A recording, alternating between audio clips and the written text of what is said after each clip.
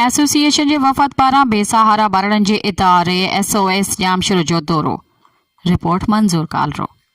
Pakistan senior citizen association Hyderabad Sindh जे हिकु वफ़द जंहिंमें Nazakat Ali Fazlani, general secretary Manzoor Hussain Kalro, information secretary Nazir Ahmed Shaikh, coordinator अधी नीलोफर भुट्टो, EC मेंबर अधी रशीदा कुरैशी, EC मेंबर ऐं डॉक्टर शबनम मेंबर जिन यतीम ऐं बेसहारा ॿारनि खे पालण,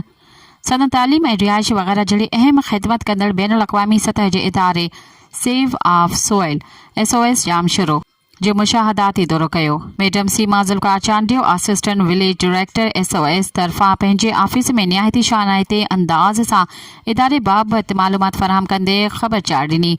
ऐं उन जा मक़सद, टारगेट, साठ संभाल, ख़ुशबूदार वण, गुलनि ॿूटनि जहिड़े ख़ूबसूरत माहौल में दाख़िल कयल लावारिस ॿारनि, छोकिरनि छोकिरियुनि खे वारिस बणिजी ज़िम्मेवाराना फ़र्ज़नि जे बजाय आवरीअ कंदे सख़्त निगहबानी में आलिशान क्लासरूम, तालीम याफ़्ता उस्तादनि, टीचर्स, मर्दनि औरतुनि ते वधियल संभाल कंदड़ अमलो, मिलंदड़ इमदाद जो शफ़ाफ़ इस्तेमाल, सदन तालीम तोड़े खाद, खुराक, इलाज, मुआले जे ख़ासि ख़्याल रखंदे ट्यूशन, रांदियुनि ऐं इबादत लाइ पंहिंजे वक़्तनि मूजिबि सरगर्मियूं जारी रखियूं वञनि थियूं। हिते 3 खां 4 9 सालनि ताईं जा बेसहारा लावारिस ॿार घुर्बल दस्तावेज़ी ज़रूरतूं मुकमल करण बाद दाख़िल कया वञनि था।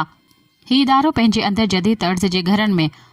ॿारनि खे पाले वॾो करे थो। अहिड़ी तरह पंहिंजनि अज़ीज़नि घणनि माइटनि खां बि वधीक वांगुरु यतीम, बेसहारा, ग़रीब, मिस्किन ॿारनि जी मदद करे खेनि बहितरीन शहरी तौर तालीम जे ख़ूबसूरत ज़ेवर सां सिंगारे सिंवारे पंहिंजे पेरनि ते बीहारण लाइ हीउ इदारो SOS का रायतो किरदारु अदा कंदे ॾिसण में ईंदो। अॼु बि हितां जा घणा ॻोठाई आला तालीम हासिल करे बाद वॾनि उहिदनि ते फ़ाइज़ ॾिसजनि था। हिन मां के पंहिंजे वक़्त मां त के घणियूं SOS में अची शागिर्दनि जी रहनुमाई कनि था। हिन इदारे जी वाखाण ॿुधी तारीख़ 7 जनवरी ते सीनियर सिटीज़न एसोसिएशन हैदराबाद जे हिकु मुख़्तसिर वफ़द दौरो कयो। जीअं रूबरू जी सूरतहाल खे ॾिसी मुशाहिदो ऐं आगाही हासिल कजे। जॾहिं त जामशुर जी फ़िज़ाउनि में SOS इदारो जो दौरो कयोसीं त सिंध जे मौजूदा वक़्त में केतिरनि ई इदारनि खे ॾिसंदे ही इदारो सिंध जो न लॻो बल्कि कंहिं ॿिए महज़ब मुल्क जो ॾिसण में आयो, जेको केतिरनि ई सिंधी हुकूमती इदारती ख़राबियुनि खां पाक, इंसान ज़ात ऐं सिंध दोस्त ख़ल्क़ जी ख़िदमत कंदड़ अल्लाह वारनि जी निगरानी में पंहिंजे महदूद बजट अंदरि गैर सरकारी इदारे तौरु कम सां कमु रखंदे ख़ासि ज़िम्मेवारियूं अदा करे रहियो आहे, जंहिंजी शायदि घणनि सिंध वासियुनि खे ख़बर बि न हूंदी। इन्हनि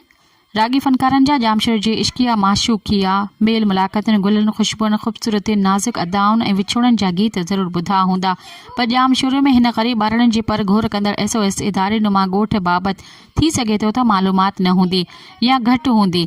जिते घणनि यतीम ॿारनि जी रिहाइश समेत तालीम वग़ैरह जो दिलकश माहौल में ख़ासि ख़्यालु रखियो वञे थो। इन मुनासिबत सां अरबाब इख्तियार सिंध सरकार ख़ासि तौर ते तालीम खाते समेत हिन क़िस्म जा इदारा सिंध जे हर ज़िले खोलणु घुरिजनि, जीअं बेसहारा ॿारड़ा ॿियनि सरगर्मियुनि खां महफ़ूज़ रही पाण खे अकेलो न सम्झनि। हिन ॾिस में मोहतरमा सीमा ज़ुल्फ़िकार जो ख़ुसूसी शुक्रिया अदा कयो वियो, जंहिं पाण